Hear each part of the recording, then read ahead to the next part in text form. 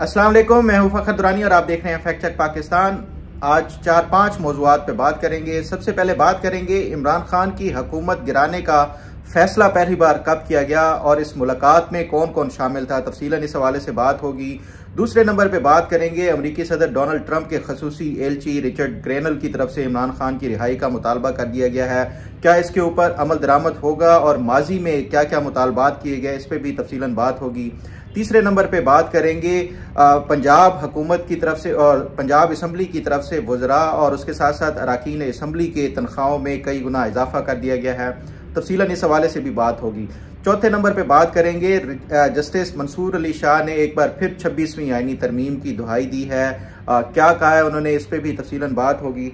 और पाँचवें नंबर पे बात करेंगे बांग्लादेश के हवाले से उनकी जो अबूरी हुकूमत है, अगले साल 2025 के आखिर में उन्होंने इलेक्शन का अंदिया दिया है। और साथ ही ये भी कि जो उनकी साबिक वज़ीर आज़म थी शेख हसीना वाजिद, उनकी तरफ से जबरी गुमशुदगियों के लिए जो एक कमीशन बनाया गया था, 3500 अफराद की जबरी गुमशुदगियों का रिकॉर्ड सामने आया है। तफसीलन इस हवाले से भी बात करेंगे।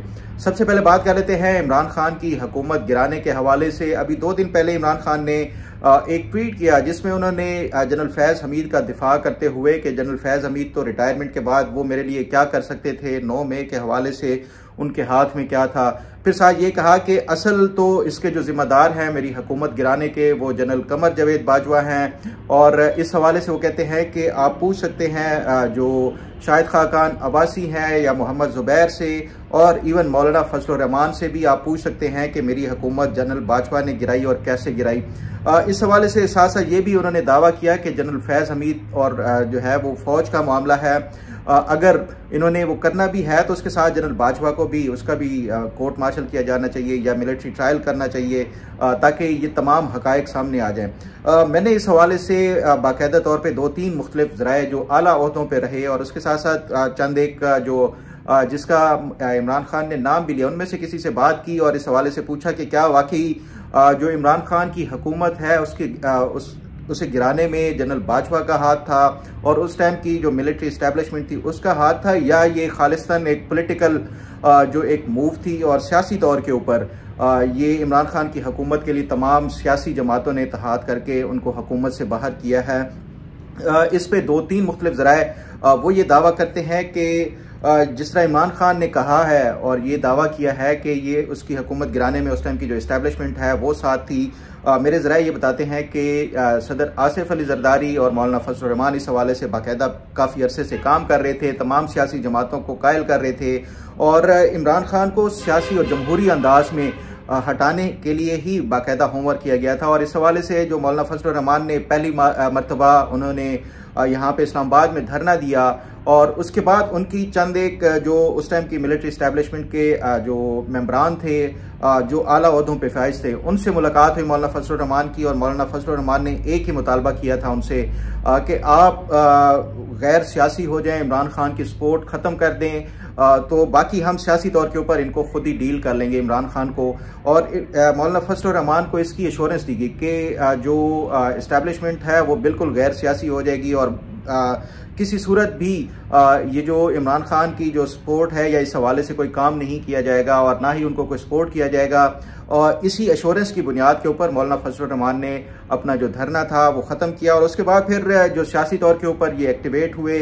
आपके इल्म में है कि मौलाना फजल रहमान ने PDM की सरबराही में तमाम सियासी जमातों को एक ही प्लेटफॉर्म के ऊपर इकट्ठा किया। उसमें शाहजैन बुगटी, उसमें अख्तर मैंगल, उसमें महमूद खान अचकजई, उसमें पीपल्स पार्टी, उसमें जो ANP है, उसके साथ साथ बाकी जितने भी मुस्लिम लीग नून, ये तमाम सियासी जमातों को इकट्ठा किया और एक बाकायदा एक सियासी महाज इमरान खान की हुकूमत के खिलाफ किया। और उसके बाद हमने देखा कि इमरान खान की हुकूमत का बाकायदा मार्च में जब इनके खिलाफ तहरीक अदम एतमाद की करारदाद पेश की गई और उसके बाद हमने देखा जो कासिम सूरी की एक डिप्टी जो स्पीकर थे उनकी रूलिंग और फिर सुप्रीम कोर्ट का फैसला। बहरहाल इसी दौरान एक बड़ी अहम मीटिंग हुई जो मेरे ज़राए बताते हैं कि उस टाइम ये 26 मार्च था, गालबन 26 मार्च 2022 एक मीटिंग हुई आर्मी मेस रावलपिंडी में उसमें तमाम सियासी जमातों के, ये जो PDM के अरकान थे, उनके तमाम सियासी जमातों के सरबराहान ने शिरकत की। मेरे ज़रा ये दावा करते हैं कि उसमें बिलावल भुट्टो जरदारी भी मौजूद थे, उसमें मौलाना फजल रहमान भी मौजूद थे, उसमें शहबाज शरीफ, मलिक अहमद खान, अख्तर मेंगल, शाहजैन बुगटी और बाकी जो सियासी जमातों के जो रहनुमा थे वो सारे मौजूद थे। आर्मी का जो मेस था वहाँ पे इन्होंने डिनर किया और उसके बाद जो मिलिट्री इस्टेब्लिशमेंट थी उनकी क़यादत ने इन तमाम सियासी रहनुमाओं से मुलाकात की और उनको ये कहा कि अगर इमरान खान के ख़िलाफ़ तहरीक अदम एतमाद ये लाई जाती है तो फिर उसका जो रिपरकशंस होंगी खासतौर के ऊपर वो जिम्मेदार समझेंगे इस्टेब्लिशमेंट को। हालांकि ये एक खालिस्तन सियासी एक मूव है। उनको ये सियासी जमातों को ये मशवरा दिया गया कि आप तहरीक अदम एतमाद ना लें और इमरान खान खुद ही अपनी जो एक पॉपुलैरिटी है वो वैसे ही ख़त्म हो रही है उनकी।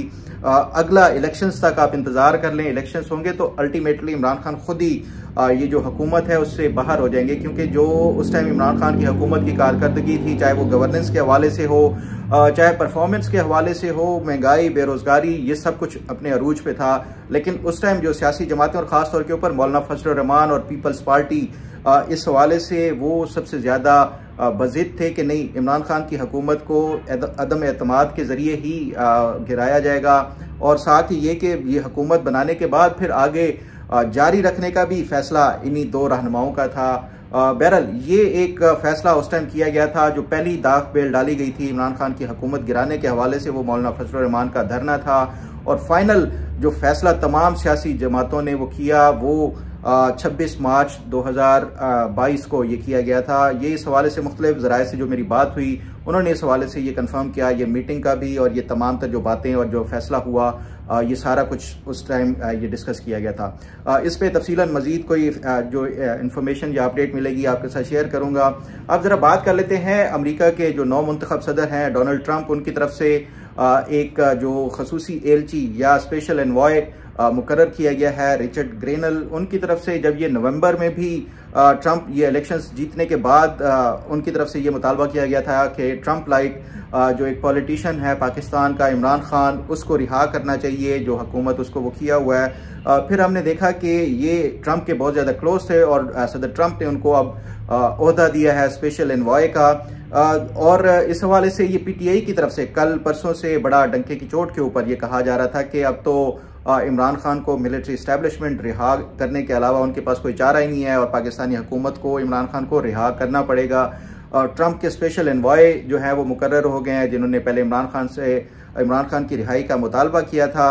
बहरहाल ये तो हो गया, लेकिन जिस दिन इनको मुकर्रर किया गया खसूसी एलची के तौर के ऊपर तो पाकिस्तानी मीडिया और खसूसन जियो ने भी इस हवाले से वो किया कि ये एक नॉन गे हैं या LGBTQ के वो हैं रिचर्ड ग्रेनल और इनको सदर ट्रंप ने मुकर्रर किया है अपना खसूसी एलची के तौर के ऊपर। फिर उसके बाद हमने देखा कि PTI के शहबाज गिल और दीगर जो लोग हैं उन्होंने सोशल मीडिया के ऊपर उसे टैग कर करके कि ये इस्टेब्लिशमेंट की तरफ से ये प्रोपेगेंडा किया जा रहा है और इसको बदनाम किया जा रहा है रिचर्ड ग्रेनल को।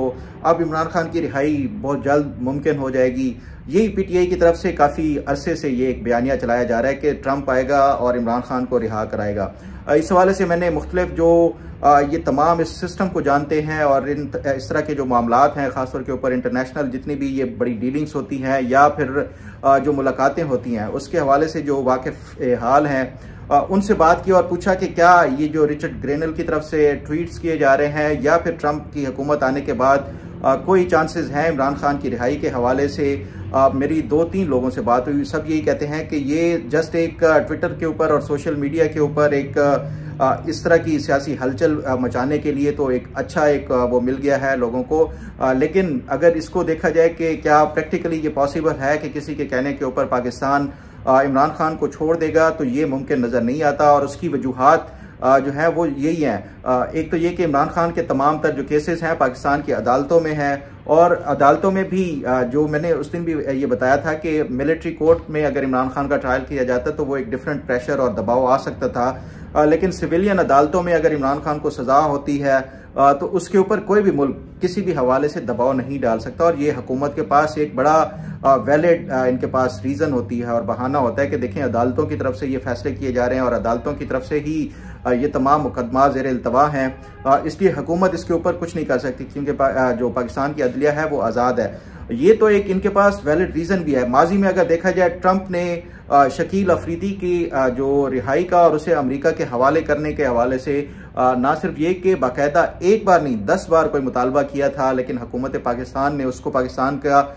इंटरनल मैटर वो करार देते हुए रद्द कर दिया था। तो ये कोई भी मुल्क किसी भी जो एक सॉवरन कंट्री होता है उसमें ये इस तरह की मुदाखलत नहीं कर सकता कि वो फलां शख्स का मुतालबा करे अनलेस उसका कोई वहाँ पे डायरेक्ट अमेरिका में कोई इन्वॉल्वमेंट हो, कोई दहशतगर्दी के हवाले से या कोई इस तरह के जराइम के हवाले से हो, तो वो एक डिफरेंट चीज़ है।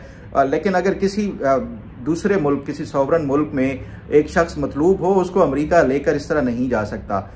ये इस हवाले से, और फिर उसके साथ साथ माजी की कुछ और भी एग्जांपल्स दी गई। जब ये वॉर एंड टेरर की चल रही थी पाकिस्तान के ऊपर, सिर्फ दबाव ही नहीं बढ़ाया गया, साथ साथ ये भी नहीं कि जो पाकिस्तान को डबल गेम का ना सिर्फ ये मुरद इल्ज़ाम ठहराया गया, बल्कि डबल गेम का ये इल्ज़ाम लगाते हुए सख्त तरीन दबाव डाला गया। जितने भी अमेरिका के साबिक सदूर थे उनकी तरफ से इवन कोलेशन सपोर्ट फंड बंद कर दिया गया, लेकिन उसके बावजूद भी जो अमेरिका की तरफ से मुतालबात किए जाते थे, पाकिस्तान वही करता था जो कि उसके अपने नेशनल इंटरेस्ट के लिए ज़्यादा बेहतर होता था। अमेरिका की इस तरह की डिक्टेशन के ऊपर कभी भी कोई हुकूमत नहीं वो कर सकती। तो इसलिए ये रिचर्ड ग्रेनल हो या इवन ट्रंप भी ट्वीट कर देगा तो उससे कोई उस तरह मैं नहीं समझता कि इससे कोई फ़र्क पड़ने वाला है और हुकूमत कोई डर के इमरान खान को रिहा कर देगी। बहरहाल इस पर मज़ीद जो अपडेट और पेशरफ्त होगी वो आपके साथ शेयर करूँगा। अब ज़रा बात कर लेते हैं, पंजाब असम्बली की तरफ से एक बिल पेश किया गया है और मंजूर भी कर लिया गया है, और वो है जो अरकान असम्बली हैं उनके तनख्वाहों और मराआत में इजाफे के हवाले से ये मुत्तफ़िक़ा तौर के ऊपर बिल, इसको जो है वो मंजूरी पंजाब असम्बली ने दी है। जो पंजाब असम्बली के जो MPs है, मेंबर प्रोविंशियल असम्बली, उनकी पहले जो तनख्वाह 76,000 रुपये थी उसे बढ़ा के 4 लाख रुपए ये कर दी गई है। और इसी तरह जो वज़ीर, सूबाई वज़ीर थी, उसकी तनख्वाह पहले 1 लाख रुपए थी और उसे बढ़ा के 9 लाख और 60,000 रुपये कर दी गई है। 1 लाख जो स्पीकर की तनख्वाह है वो 1,25,000 से 9,50,000 रुपये कर दी गई है। डिप्टी स्पीकर की तनख्वाह 1,20,000 से बढ़ा के 7,75,000, और उसके साथ साथ जो सेक्रेटरी है, पार्लिमानी सेक्रेटरी, उसकी तनख्वाह 83,000 रुपये से बढ़ाकर 4,51,000 कर दी है। और जो वज़ीर आला के एडवाइज़र होंगे उनकी तनख्वाह 1 लाख से बढ़ा के 6,65,000 रुपये कर दी गई है। और जो स्पेशल असिस्टेंट हैं वज़ीर आला के, उनकी तनख्वाह ये बढ़ा के 1 लाख रुपए से बढ़ा के 6,65,000 ही कर दी गई है। ये जो बिल है अब ये बाकायदा तौर के ऊपर असम्बली से पास हो गया और अब गवर्नर के पास आएगा, उसकी मंजूरी होगी। इसके ऊपर कल से लोग ना सिर्फ ये कि सवालात उठा रहे हैं, बल्कि ये भी कि जो अरकान असम्बली हैं, जो महंगाई है, गुर्बत है, बेरोज़गारी है, उसमें दिन ब दिन इजाफा होता जा रहा है। आम आवाम को रोज़गार नहीं मिल रहा, लोगों को कोई रिलीफ नहीं मिल रहा, लेकिन उसके बावजूद जो अरकान असम्बली हैं उनकी तनख्वाहें कई गुना इन्होंने बढ़ा दी हैं। तो हुकूमत को इस हवाले से भी सोचना चाहिए कि जो अपनी मराद हैं उसके इजाफे के लिए तो ये कोई ना कोई अपना रास्ता निकाल लेते हैं, तो आवाम को रिलीफ देने के लिए भी इनको ये सोचना चाहिए। और मैं समझता हूँ कि ये एक बिल्कुल वैलिड एक जो डिबेट है, और इस हवाले से जो हमारे अरकान असम्बली हैं उनको ये सोचना चाहिए और सिर्फ अपनी मराद बढ़ाने के लिए ही कानून साजी नहीं करनी चाहिए, बल्कि उसके साथ साथ लोगों को सहूलियात देने के लिए भी इस पर अमल दरामद होना चाहिए। बहरहाल इस पर मज़ीद जो अपडेट होगी वो पेशरफ्त होगी वो आपके साथ शेयर करूँगा। अब ज़रा बात कर लेते हैं जस्टिस मंसूर अली शाह। उन्होंने एक बार फिर से जो है वो 26वीं आईनी तरमीम की दुहाई उन्होंने वो की है। एक कॉन्फ्रेंस हुई जो माहौलियाती तब्दीलियों के हवाले से, जो मौसमियाती तब्दीलियों के हवाले से, उस पर उन्होंने कहा कि फिर से एक बार जो हम ट्रक की बत्ती के पीछे लगे हुए हैं, अब सुओ मोटो नहीं ले सकते। गुज़श्ता 7 साल में मौसमियाती तब्दीलियों पर कोई काम नहीं हो रहा। 7 साल हो गए, बिल मंजूर किया गया था, अभी तक कोई अथॉरिटी नहीं मंजूर की गई। 26वीं आईनी तरमीम वो कहते हैं, उसके बाद सुओ मोटो वापस ले ली गई है। ये भी माहौलियाती तब्दीलियों जैसा ही एक बड़ा इशू है। जो 26वीं आईनी तरमीम है इसके ऊपर इसको नज़रसानी होनी चाहिए। और ये भी साथ उन्होंने ये कहा कि आईनी तरमीम के बाद पावर वापस ले ली गई है, क्लाइमेट फाइनेंस ही क्लाइमेट जस्टिस है। ये इन्होंने एक यूनिवर्सिटी में उन्होंने कॉन्फ्रेंस जो है उससे खिताब करते हुए किया है। जस्टिस मंसूर अली शाह का मेरे उनके करीबी ज़राए से भी कुछ अर्सा पहले बात हुई थी। उसमें उन्होंने ये कहा था 26वीं आईनी तरमीम का वो रिव्यू और उसका जायज़ा लेना चाहते हैं, और उसी 26वीं आईनी तरमीम के जायज़े के लिए उन्होंने 2 मरतबा खतूत भी लिखे हैं। जो एक चीफ जस्टिस को लिखा जस्टिस, उसके साथ साथ जो ये कि फुल कोर्ट बनाया जाए। फिर हमने देखा कि एक और उन्होंने ख़त लिखा जिसमें उन्होंने रूल्स के हवाले से वो बात की, और फिर 26वीं आईनी तरमीम के हवाले से ही। तो बज़ाहिर ऐसा ही लगता है कि अभी तक जस्टिस मंसूर अली शाह 26वीं आईनी तरमीम को किसी सूरत भी नहीं भूले, और वो तमाम तर जो अख्तियारात जो कि पहले सुप्रीम कोर्ट के पास होते थे वो सारे जो है अब वो ये जो कॉन्स्टिट्यूशनल बेंच है उसको मुंतकिल हो गए हैं। और फिर साथ साथ मैं समझता हूँ कि जो सबसे अहम बात है कि जस्टिस मंसूर अली शाह इस जो आईनी तरमीम है इसके सबसे बड़े अफेक्टी हैं, क्योंकि वो नेक्स्ट चीफ जस्टिस उन्होंने बनना था, लेकिन हुकूमत ने इस आईनी तरमीम के ज़रिए उनसे जो तीसरे नंबर पे थे सीनियरिटी में उनको बना दिया। तो बज़ाहिर यही लगता है कि ये अभी तक वो इस 26वीं आईनी तरमीम का किसी सूरत भी जब तक वो इस अपने ओहदे पे हैं वो नहीं भूलेंगे। इस पे अभी 26वीं आईनी तरमीम जनवरी में टेकअप करना है कॉन्स्टिट्यूशनल बेंच ने। देखना ये होगा कि वो इस पे क्या फैसला करते हैं। इस पे तफसीलन आगे जो भी अपडेट होगी वो बात करेंगे। अब ज़रा बात कर लेते हैं बांग्लादेश के हवाले से। शेख हसीना वाजिद की हुकूमत ख़त्म हुई, उसके बाद हमने देखा जो तलबा एहतजाज की सूरत में ख़त्म होने के बाद शेख हसीना वाजिद इंडिया मुंतकिल हो गई और वहाँ पे उन्होंने सियासी पनाह हासिल कर ली। उसके बाद जो तलबा थे उन्होंने सब ने जो मुंतखब किया या वो जो एक चुना वो जो नोबेल प्राइज़ विनर हैं मोहम्मद यूनुस एक बैंकार, उनको चुना और वो अब हुकूमत के अबूरी सरबराह हैं। अब उन्होंने एक ये इस हवाले से ये ऐलान किया है कि जो इलेक्शंस रिफॉर्म्स हैं उस हवाले से बाकायदा उनकी जो अबूरी हुकूमत है वो काम कर रही है। इलेक्टोरल जो प्रोसेस है उसका सारा रिफॉर्म्स करने के बाद उनकी कोशिश है और उम्मीद यही है कि वो ये नेक्स्ट ईयर 2025 के अवाखिर तक ये तमाम तर जो रिफॉर्म्स है वो पूरे कर लिए जाएंगे और उसके बाद बाकायदा वो कहते हैं कि इलेक्शंस कराए जाएंगे। एक तरफ तो ये उनकी वो है, और दूसरी तरफ उन्होंने जो बांग्लादेशी जो उस टाइम वज़ीर आज़म थी हसीना वाजिद, उसकी तरफ से जो ह्यूमन राइट्स की वायलेशन थी और ख़ास तौर के ऊपर जो मिसिंग पर्सनस थे, जबरी गुमशुदा जो लोग थे, जो स्टूडेंट प्रोटेस्ट के दौरान और ये जो तहरीक थी उसके दौरान जो गुम किए गए, उस हवाले से कमीशन बनाया गया था इस अबूरी हुकूमत की तरफ से। उसने बाकायदा अपनी रिपोर्ट दे दी है और उस कमीशन की रिपोर्ट के मुताबिक 3500 के करीब जो शेख हसीना वाजिद की तरफ से जो जबरी तौर के ऊपर गुमशुदा किए गए हैं, जो बांग्लादेशी स्टूडेंट्स थे और बाकी लोग थे, ह्यूमन राइट एक्टिविस्ट थे, उस हवाले से ये रिपोर्ट दी गई है। और उसमें उन्होंने रिपोर्ट में उस टाइम जो शेख हसीना वाजिद थी उनकी हुकूमत के कुछ मिलिट्री के आला ओहदेदार और उसके साथ साथ पुलिस के अहम और आला ओहदेदार उनके इन्वॉल्वमेंट के हवाले से भी पॉइंट आउट किया गया है। और ये भी बताया है कि ये तमाम तर जो ओहदेदार थे जो शेख हसीना वाजिद के दौरे हुकूमत में वो अब वो बांग्लादेश में अभी लापता हैं या वो खुद जो मुल्क छोड़ के चले गए हैं। इस हवाले से उनके खिलाफ भी तादीबी कार्रवाई करने के जो मुतालबा किया गया है। बहरहाल एक कल से मैंने अपने जो कमेंट्स में था मुझसे किसी ने ये कहा कि आप एक सवाल और जवाब का सिलसिला भी शुरू करें। तो कमेंट में आप कोई भी सवाल पूछना चाहते हैं या कोई भी इशू हाईलाइट करना चाहते हैं तो वो आप बराए मेहरबानी कमेंट सेक्शन में वो किया करें। मैं कल से जो अपना वीलॉग होगा उसमें जो सिलेक्टेड क्वेश्चंस होंगे या फिर उसके साथ साथ जो कोई किसी का इशू होगा वो हाईलाइट करने की भी कोशिश करूंगा। उम्मीद है आपको आज का प्रोग्राम भी पसंद आएगा। अल्लाह ताला आपका हामी नासिर हो। अल्लाह हाफिज़।